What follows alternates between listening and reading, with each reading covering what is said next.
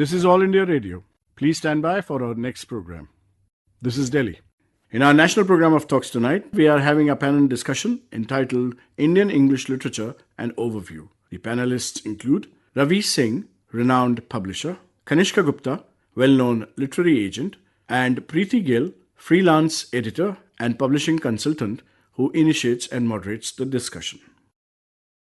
In the national program of talks tonight, I am Preeti Gill and we are discussing English literature and overview. In a country as large and as diverse as India, there's always a story waiting to be told. The publishing industry in India is counted among the top 7 publishing nations in the world, with an estimated market of 10,000 crores. India ranks 3rd after the US and the UK in English language publishing. So I thought today we'd talk about this a little bit. And although our regional language literatures are a rich and varied feast with outstanding writers, poets and playwrights, it is English or Indian writing in English that seems to dominate.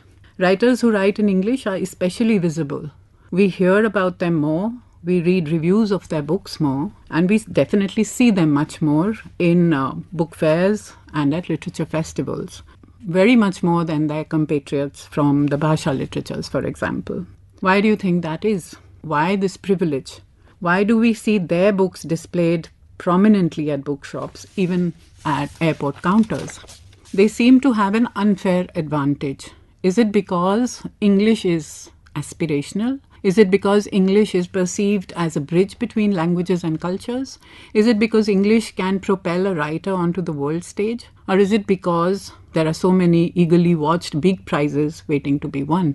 Booker, Pulitzer, various other things. So to talk to us about these and a host of other issues, we have here publisher Ravi Singh, who is very well known and well respected, a very well known name in Indian publishing. And then we have literary agent Kanishka Gupta, who is also a writer. And he represents some of the biggest names in the country. And he regularly sells rights into the foreign market as well as to OTT platforms, which are the newly emerging market. So I'm going to start with you, Ravi. If you could give us a little overview, since that's what we are beginning with, a little background from your days, even beginning at Penguin when, Indian publishing and Indian writers who were writing in English first came into their own. So if you could tell us about that. Well, from the early 90s, things began to change in the sense that there were publishers looking closely at writers based here, writers who may never get published abroad. Basically, India was the primary market. So they were looking for Indian writers writing for India or South Asia. And that was also when Indian offices of a couple of multinational trade publishers set up offices here. I mean, they set up offices in India, and therefore it became, let's say, for lack of a better word, more professional or organized trade publishing. I must clarify that academic publishing, Oxford University Press and others had been here for decades, but that's a different kind of publishing. So things began to change in the 90s, and now, of course, 99% of the writers who are published, those who are writing in English, they are writing for Indian readers and they are published for Indian readers, and India is the primary market. It isn't as if that was not the case earlier. There were lots of writers writing, like Shashti Brata would be one example. But the total number of writers writing in English was small before this, and almost all of them became prominent in any manner only when they were published abroad. So R.K. Narayan, Anita Desai, we know of them, Mulk Rajanand, because they were published abroad, and that is really where trade publishing in English happened. So there was a major shift that happened in the 90s, and the growth has been phenomenal in some senses, but in some senses I think there's a lot of hype. A lot of it is oversold, this business of Indian writing in English. So, but how do you think, so you've talked about the writers who are writing, they're Indians writing in English. So they're writing India, but they're doing it in another language. They're writing it in English, which many would consider a foreign language. Is this some kind of, there is a dichotomy of sorts. So how do they translate what they see around them, the land, the people, the context that they come from, translate this very local ethos into, a language like English, for example? How do you find the words? How do you find the phrases? How do you find, the sights, the smells? How would you evoke all of that? Well, personally, I think English is an Indian language. I think we need to accept that. Yeah. Yes, doesn't have as, long, or perhaps even people would say as complex and maybe rich a history as the other Indian languages. But these are accidents of history, and I think this is not necessarily always a disadvantage that it is a young language. But yes, it is true, there are certain experiences which are not easily communicated in English. It doesn't, traditionally have the vocabulary, for instance, a sunny day being an indication of happiness makes no sense to people from South Asia, because there's just too much sun. We like the monsoon. So there are things like this which are difficult. But, we're talking about emotional realities, political realities, social realities, and I don't think any of those possible or even difficult to communicate in any language. So this cult of authenticity, personally, I am suspicious of. So putting that aside, I think, yes, there are some challenges, but those are not so much the challenges because of the language. It is the kind of people who are using that language to tell certain kinds of stories. And if you look at Indian writing now, it would seem natural that why rural India, in Indian English writing, has completely disappeared, almost completely disappeared. And of course, you can understand that because, how many English-speaking people, and English is a marker of privilege, we have to accept that. How many of them live in villages or have any understanding of that? So I suppose it's all right they don't attempt to write about something that they don't know. But I think still it's an effort that they should make. And there is a lot of homogeneity in English writing, which is something we have to acknowledge. I mean, there are many people writing about different experiences of what we say, but actually, if you look at it closely, there isn't that much diversity in English, in writing in English in India, and that's something that needs to be fixed. But that's for the authors to fix. I don't think that's a problem of the language. So, Kanishka, I also wanted to ask you, how do you choose these writers, the ones that you want to represent? What is it that first attracts you? Like, obviously, they send you something, they send you a pitch. So, what makes you either take them on or then say that no? So, I think the most, the submission hygiene is very important. So, it's very easy to even gauge from a query note from a writer whether or not they have basic writing skills. And this is easier in the case of fiction than non-fiction, so I mean, because have they been able to capture the essence of their novel in 600-700 words? How's their writing? And how are the opening pages? For me, fiction, I go for fiction which is very distinctive. For me, voice is important. For me, the setting is important. When it comes to non-fiction, we are open to working with writers who may not be very good at the craft of writing, but who have very good stories to tell because of, their expertise in a particular subject and the kind of life they've lived, So I think that's the kind of difference there is in fiction and non-fiction. So initially when I started out as an agent, I relied on Slushpile, because I was not known. And so we were looking at all the submissions, and it also was causing a lot of, inconvenience because a lot of these books, a lot of these submissions are not good. But over the years, I've started, we rely more on references. So if an author represented by me whose instincts I trust, if they refer a fiction writer to me or a non-fiction writer as well, so we obviously prioritize that.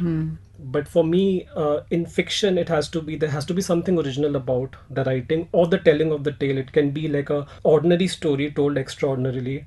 So there is space for new writing and new writers, of course, there is space for new writing.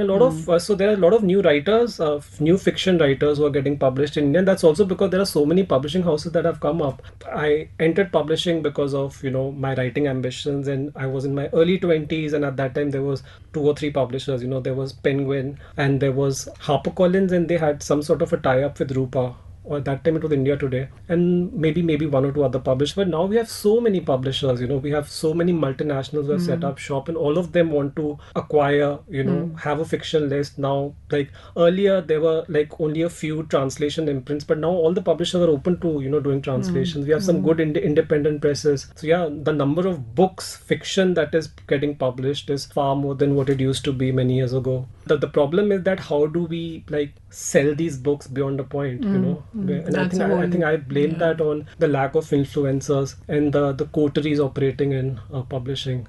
So how do we sell books beyond 3,000 copies? And why is it that when a book wins a major prize in India, sales don't improve, but if another book wins an international prize, people are just buying that book. So is it because this whole English market is working like that we are still looking at the West, or the books which are produced in the US and the UK to actually send trends? Now there's the problem there also, because we are not the flavor of the season anymore.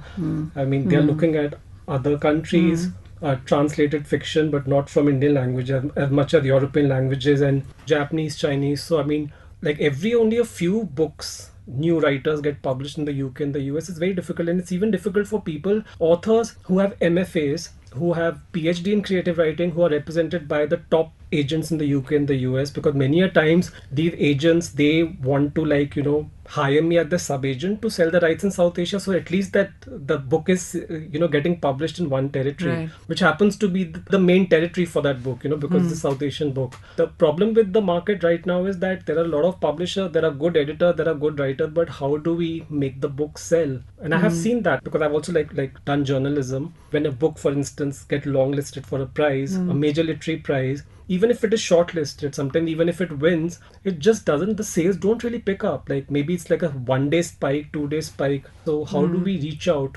to Yeah. like a bigger readership? So, I mean, the same sort of question for you, Ravi. I mean, as a publisher, what is the kind of areas or writing that excites you, and what is it you would like to get onto your list, and what are areas which you have not explored yet, but you would like to? So also leading from that would be that how good is it for the publishing industry to only be producing bestsellers? I mean, that's what everybody seems to be focusing on, but how good is it even for the industry to only be looking at bestsellers and to therefore maybe miss out on something which is really good and seminal? No, they don't miss out on just something, miss out on a lot. That is what I meant by homogeneity. And personally speaking, that is what I stepped out of. It made no sense to me. Only looking at bestsellers. And also, there are kinds of bestsellers. I mean, a 5,000 copy book, if the investment in it wasn't huge, is very profitable. I mean, if it sells 5,000 copies.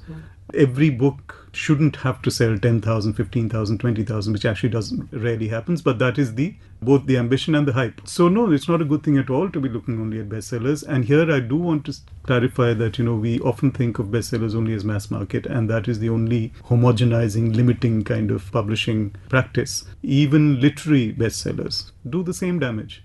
I mean, not the books themselves, but the exclusive focus on these. And it's not just publishers talking about it only.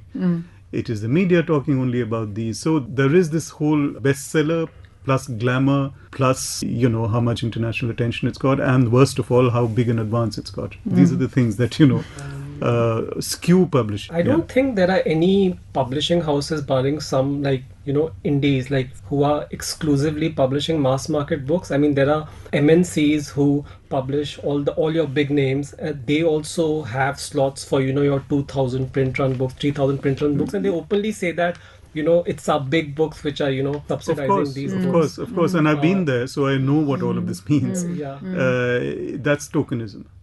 So we also have the 2000, that's number one. And there's also a reason why they have to do it. And there are independent publishers who focus exclusively, I won't name them, but they are, literary, but they are glamour literary. The only the thing is it should sell 10,000. It's a wonderful book, but it should sell 10,000, and that is the focus. That's how the books are also packaged. And I don't think we should, we just need to be honest about it. That is how it is, because everybody looks at it as a business, and they should.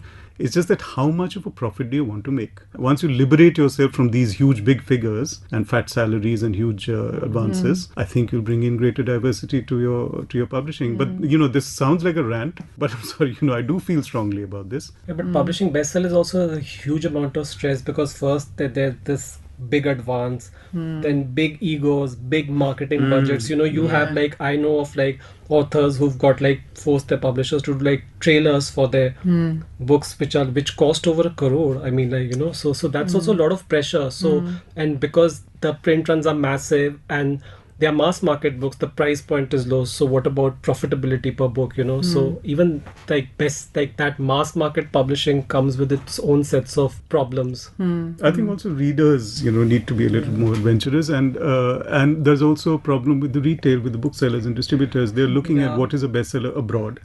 But that also brings me to this question of mythology moving on to these visual medium, which is such a big thing now, because everybody wants to sell their book to OTT platforms and to television and to film and all of that. I think after COVID, people are looking for books that will translate to films that don't need huge budgets. So historical is a big no-no. Mythology will also be a no-no. They want books that do not require, that are budgets. not set in too many locales, that will not require too much budgets, travels, because it's becoming difficult post-COVID. Budgets have been slashed. And I have done many books to OTT deals. I think that whole industry is also totally confused, So and many of the big studios, they option rights and then they don't do anything, Many of the people in the studios don't even read books, So they expect. But they have something called readers nowadays, apparently. Ab hai, but but so which is why it's better to probably sell the rights, film rights, to smaller production houses or directly to producers and directors or writers also, because some writers also option. Big studios, the books get lost. But I would still say that non-fiction is bigger. There's a great interest in business biographies, business books, political books, biographies. But that's the thing. Yeah, no, non-fiction is traditionally. I just wanted to, Preeti, if I may, Yeah. you've also represented writers, and also the kind of experience you've had in publishing, which again is, it's with Kali. How do you see this? I mean, how many barriers are there to writing that you think is original, meaningful, and in where language in a sense becomes irrelevant? So, for instance, if you have, let's say a Dalit domestic worker writing, and let's suppose if she has access to some kind of English, I think for her that would be a better language to tell a story in than in most of these, languages which are patronized by the upper caste and also. But that's a different question. But given your experience in publishing and in writing, what changes have you seen, and what do you wish So in for English? me, I think I'm somebody who's very spoiled because I have always done the kind of books that I would like to do and the kind of books that I would like to read myself. So in that way, I think I'm in a box because I only want to do that and I do not want to take on, for example, commercial fiction or something which will go on to maybe become that kind of bestseller. I would like a bestseller, but I would like it to be something which is going to make a difference of some kind. So you either have a story that is important or you have a voice which has not been heard before or an issue which hasn't been talked about. And for me, the fact of actually not being able to turn away from what's going on in the world. So you do not sit in your ivory tower and you do not have that liberty. What you have to do is actually to be able to chronicle what's going on around you. That is a responsibility. So that for me is the responsibility of the writer or the poet or whatever. And for me, that is the important voice that I would like to work with. So even when I was in publishing as a full-time editor and rights person, that is what I was looking for. And through all the years that I went to Frankfurt, for example, 9 years or so, it was always important to be able to open that window to the outside world, to be able to show the person that, this also is important and this is what I would like to project as coming from India. So it's not always the glitz and the glamour. There is much more. There is a lot of depth and detail which might get lost within inverted commas, the making of the bestseller. But how receptive were people in Frankfurt or elsewhere to names other than the usual Exactly, big ones yeah. or themes which they expect? I remember more than a few of them in Frankfurt and other places saying, because we would try to sell rights to our books, so we'd say, what kind of books do you think would work or that would interest you? They say, we want books that would explain India to us, So naturally, if you're saying explain India, you want a certain kind of India that you think India is explained That's to also you. reflected in the choice of covers, Yeah, exactly. They don't go beyond the cows and, Yeah. mangoes. Whatever they think is exotic. Yeah, and sweeping historical things, of course, work sometimes, etc. But in that sense, like for instance, when you were doing feminist publishing, and then you've also represented and published writers from the Northeast who are not explaining the country; they are telling certain realities, which may be even sometimes difficult realities, specific ones, and they are not received not just abroad. Isn't it a challenge within India to make those books work? Is that frustrating for both of you, either of you? No, it's a challenge, but that's what I say, that, I mean, once you open that little window, you have to open a window and also show them a kind of something which there is an affinity with, or there is a language that you understand. I mean, not a language as in English and Hindi, and I don't mean that kind of language, but something that actually makes you empathize or to be able to see this other person's point of view, so that then this strange culture or this other world person becomes your neighbor, and you start to see them as the person next door.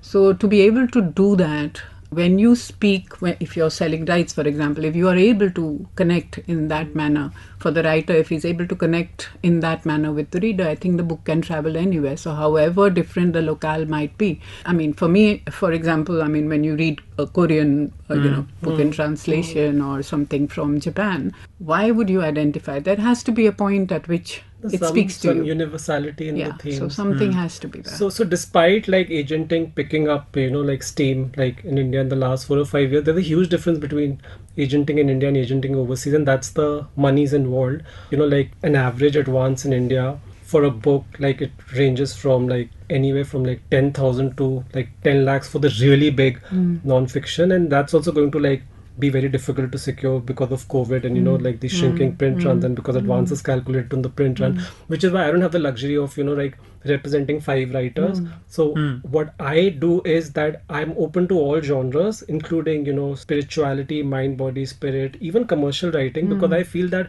if any genre, a book can be done well in any genre, even if it's a mass market genre. Yes. So that's why and that's how I've been able to like sustain as an agent. So I've been living off like royalties for the last like 8 or 10 years. Exactly. So I think we are open to all genres. Let's talk a little bit about the pandemic and what has happened, because it has actually destroyed us in so many ways, livelihoods, health, and everything else. So why don't you tell us about that? Maybe Ravi, you could tell us first. It's for everybody, all businesses, and naturally also for publishing. It's been really a very, very difficult time. The damage that different organizations, publishing organizations, have suffered varies given their size and what their resources are like. But for small publishers, I'm with a smaller publisher, it has been brutal. And for writers too, naturally. It isn't as if, very, very, very few writers make a living just writing. But even the little that they get is now, has been impacted. The retail has been affected badly. Online sales apparently picked up a bit, which I'm not entirely sure how much of a difference those made in terms of compensating for the loss of sales through brick and mortar stores. It has been bad, and how publishers have been affected is that, many of them are cutting down their lists. Can't do as many books as you wanted to, or you would delay doing a certain kind of book which you're passionate about, but has limited sales potential, and this time will probably have zero sales potential. So those are the things that's the impact it will have on agents, lesser number of slots, which is why, like, for instance, I used to be doing like 2 or 3 poetry collections every year, debut poetry, but now I know that some of the presses, the MNCs who were willing to like take on 2 or 3 poetry books every year, they will stop now, because they experimented with Insta poetry during COVID, like poets who have followings of over like 50,000 or 1 lakh on Insta, and their books are still not sold because people don't want to read their poetry like in a book form. They want them to like perform it. Surprisingly, oddly, ironically, pandemic has been very good for me, like personally, because it gave editors a lot of time to read.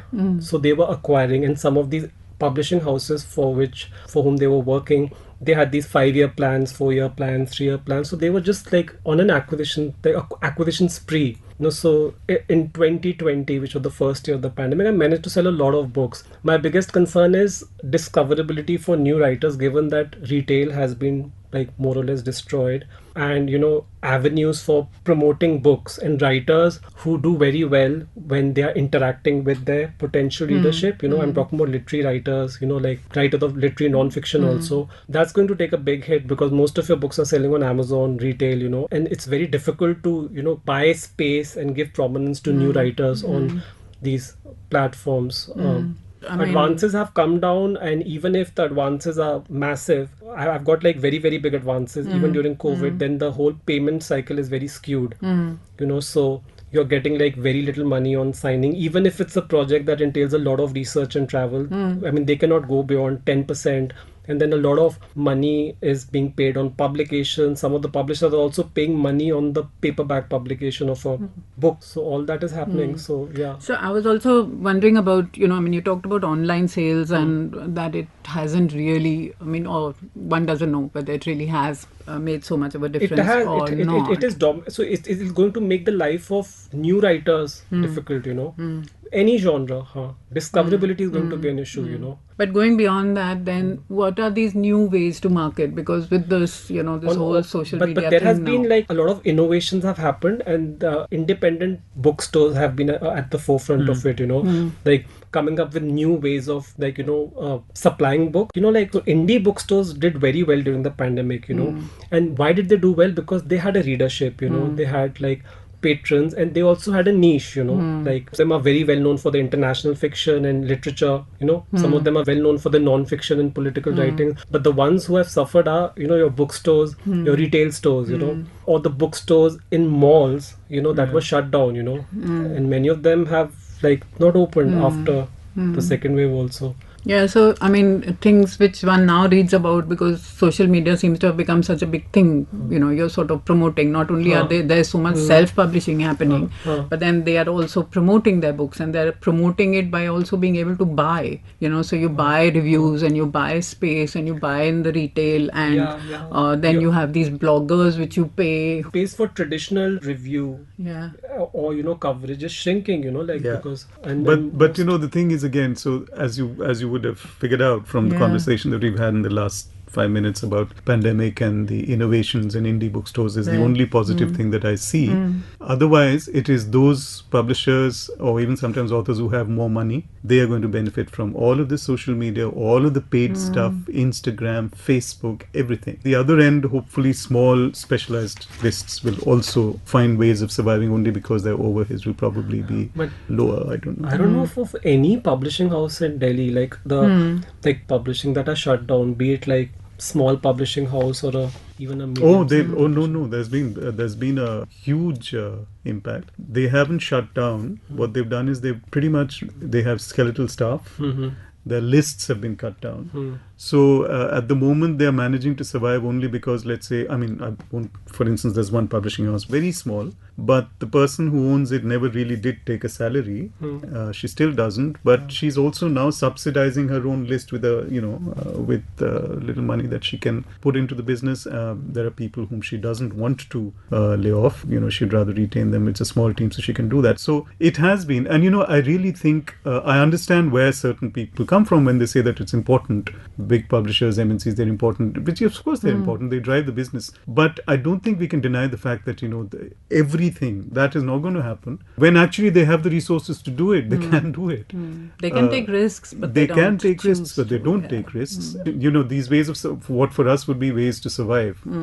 And we don't do a great job. I can say that we haven't done a great job using social media to promote our list. But we've tried. But at the end of the day, it's all become paid for money, etc., etc. And then official support in India for publishing does not exist. There isn't any. Last question would be just one that I want to ask you, each of you very quickly, about what you see as the new trend or what's going to sell. I mean, I know everybody says non-fiction, but just in one line, quickly. So what I have seen in publishing, especially in mass market publishing, or even like some genres that sell very well, even in fiction writing, like for instance, like 2 years ago, there was this trend of this mother-daughter fiction, some fraught relationships and, like female-driven voices. So I feel what happens is that if a certain kind of book does well, be it fiction or non-fiction, especially non-fiction, all the other publishers, they start just commissioning in that space, So, Ravi? No, I think I agree, and so therefore, for me, it's going to be difficult to predict any trend because I don't see any, and also because trends actually are not initiated by publishers; they're by individual authors, or something happens and then everybody else starts. But also doing that you probably hype one certain thing more than another or some such thing. Yeah. So thank you very much, both of you, for being here. Most interesting, and I know that there's lots more to talk about. Thank you, Ravi. And thank you, Ganesh, so much being for this here opportunity. Today. In National Program of Talks tonight, you heard the panel discussion entitled Indian English Literature and Overview. The panelists included Ravi Singh, renowned publisher, Kanishka Gupta, well-known literary agent, and Preeti Gill, freelance editor and publishing consultant who initiated and moderated the discussion. Produced and presented by Naveen K. Gupta, this program came to you on AIR Live News, 24/7 channel of All India Radio, Delhi.